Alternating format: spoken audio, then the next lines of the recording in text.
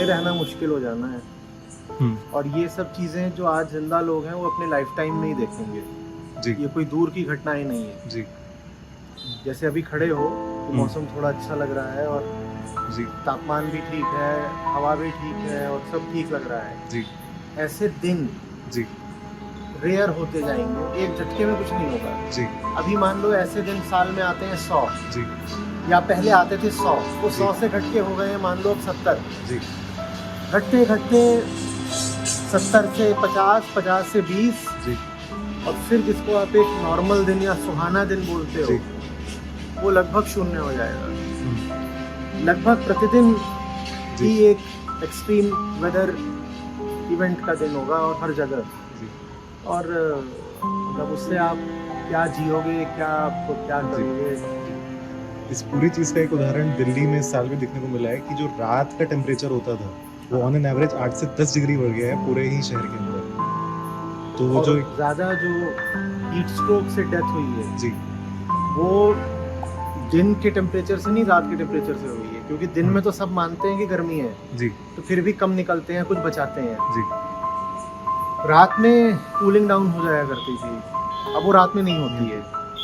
तो रात का टेम्परेचर दिन की अपेक्षा उतना गिरता ही नहीं है, तो वो हीट स्ट्रोक की जो प्रोबेबिलिटी है वो और ज़बरदस्त हो जाती है। अब उसमें जानवर हैं, उनकी सोचो उनका क्या होता है। जी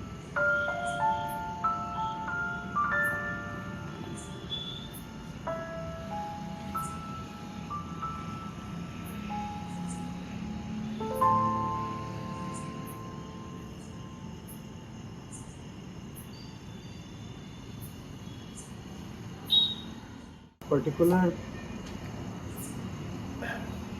सिस्टम के भीतर पनपने के लिए इवॉल्व हुए हैं ना। जी इनमें भी क्षमता है थोड़ी हवा झेलने की, हाँ। थोड़ा पानी झेलने की, ये सब थोड़ा टेम्परेचर वेरिएशन भी झेलने के लिए, वो इवोल्यूशन में है इनके। जी और उसी हिसाब से ये अलग अलग भौगोलिक जगहों पर पाए जाते हैं कि जहाँ जिसके लिए अनुकूल मामला वही मिलता है। लेकिन उस जगह पे कुछ और ही होना शुरू हो जाएगा हाँ तो उस जगह पर फिर पेड़ थोड़ी मिलेगा।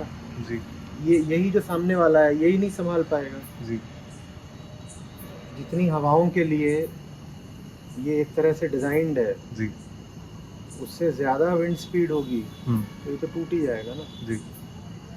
ये एक बार मैं किताब पढ़ रहा था, उसमें एक बात आई थी कि पृथ्वी पर मेजॉरिटी जितनी जगह हैं वो ऐसी हैं जहाँ पे इंसान अगर अपनी नेचुरल हैबिटेट में रहना चाहे बिना कपड़ों के, बिना किसी चीज़ के, तो रह ही नहीं सकता। प्रकृति उसे मार देगी। तो इंसान ने उसको अडेप्ट किया कि क्लोथ्स बना लिए, घर बना लिए, सब कर लिए, पर ये सब पेड़ जानवर ये सब थोड़ी कर सकते हैं। उड़ीसा में जी 2000 के अंत में, जी सन 2000 के अंत में एक ज़बरदस्त साइक्लोन आया था। भारत में नहीं, उड़ीसा में आया था। 2000 के दिसंबर में आया था या 2000 नहीं, या तो 1999 के दिसंबर में आया था जी या 2000 की जनवरी में आया था। अच्छा और उससे जो जान माल की जो हानि हुई थी वो तो हुई थी। जी उस दिसंबर जनवरी के बाद आई गर्मी, और वो उड़ीसा के लिए बहुत भयानक गर्मी थी। क्योंकि जहाँ पर वो आया था, वो जो पूरा जो इलाके थे, कोस्टल इलाके, जी वहाँ पर पेड़ सब साफ हो गए थे। अब यही चीज़ जब क्लाइमेट कॉन्टेक्स्ट में होगी जी तो एक तो तुम्हारे पास पेड़ वैसे ही नहीं, हाँ ऊपर से जो हैं उनको एक्सट्रीम वेदर इवेंट साफ कर देगा, जी तो बचेगा क्या। जो थोड़ी बहुत CO2 एब्जॉर्प्शन हो भी सकती थी वो भी होनी बंद। इतना ही नहीं है, जब पेड़ गिरता है, जी जब तक पेड़ खड़ा है ना, जी वो एक CO2 एब्जॉर्बर होता है। जी और जब पेड़ गिरता है तो उसकी जो वुड है, जो पूरा ऑर्गेनिक मटेरियल है, जी वो डिकम्पोज करेगा, हाँ ऑक्सीडाइज करेगा। जी तो अब वो कार्बन डाइऑक्साइड का एमिटर बन जाएगा।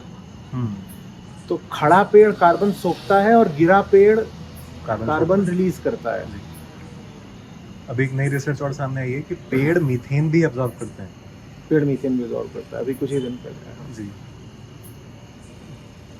और मीथेन का जो ग्रीन हाउस पोटेंशियल है वो कार्बन डाइऑक्साइड से कई गुना है, कई गुना होता है। तो पेड़ का फिर महत्व भी कई गुना हो गया। हाँ। एक्चुअली एक चीज़ और भी है जो मुझे कभी बार लगता है कि जो पूरी क्लाइमेट चेंज की कॉन्वर्सेशन है उसमें आती नहीं, जो इनकी CO2 की लाइफ जो होती है कि एक बार एनवायरनमेंट में CO2 छूट गया हाँ। वो उसके बाद 300 साल तक एनवायरनमेंट में रह सकता है। तो प्रॉब्ली हम आज जो पोल्यूशन कर रहे हैं पिछले कुछ सालों में जो हमने किया है वो आने वाले 300 साल तक एनवायरनमेंट में रहेगी CO2 की मात्रा।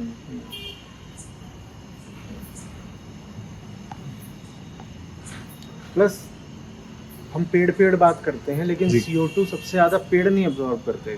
पेड़ जी। माने लैंड, जी सबसे ज्यादा CO2 को लैंड नहीं अब्जॉर्ब करता। जी 70% CO2 तो ओशन में Oceans अब्जॉर्ब absorb होती है। जी जी तो पेड़ अगर अब्जॉर्ब कर ले CO2 को तो फिर भी गनीमत है, वो जी। वुड उसकी पत्ती बना देगा, उसकी लकड़ी बना देगा। पर जब ओशन CO2 को अब्जॉर्ब करता है तो ओशन एसिडिफाई होता है, और जब ओशन एसिडिफाई होता है तो उससे जितनी मेरीन लाइफ होती है वो जी। सब तबाह होती है। जैसे कोरल रीफ का जो हो रहा है जी जी उसका रिश्ता ओशंस के एसिडिफिकेशन से है। जी इवन जो डिजॉल्व्ड ऑक्सीजन है उसकी कंसंट्रेशन कितनी शुरू हो जाती है। हाँ, तो मतलब अगर आप ये कहो भी कि नहीं कार्बन डाइऑक्साइड काफ़ी हद तक ओशन ले जाता है, ओशन ले नहीं जाता। जी ओशन जितनी कार्बन डाइऑक्साइड सोख रहा है उतना ओशन खुद मर रहा है।